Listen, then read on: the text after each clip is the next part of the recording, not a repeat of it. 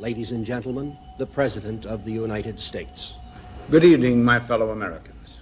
We now stand 10 years past the midpoint of a century that has witnessed 4 major wars among great nations.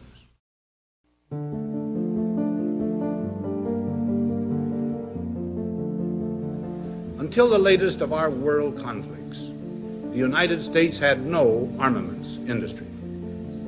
American makers of plowshares could, with time and as required, make swords as well.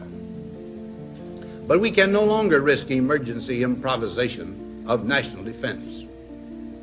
We have been compelled to create a permanent armaments industry of vast proportions. Added to this, 3.5 million men and women are directly engaged in the defense establishment. Now, this conjunction of an immense military establishment and a large arms industry is new in the American experience.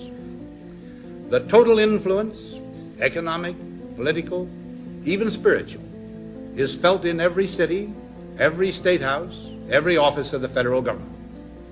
We recognize the imperative need for this development, yet we must not fail to comprehend its grave implications.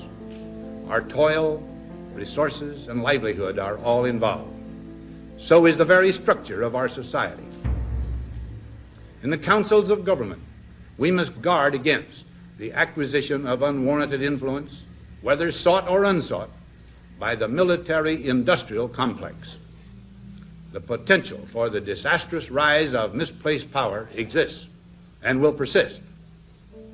We must never let the weight of this combination endanger our liberties or democratic processes.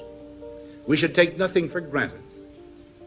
Only an alert and knowledgeable citizenry can compel the proper meshing of the huge industrial and military machinery of defense with our peaceful methods and goals, so that security and liberty may prosper together.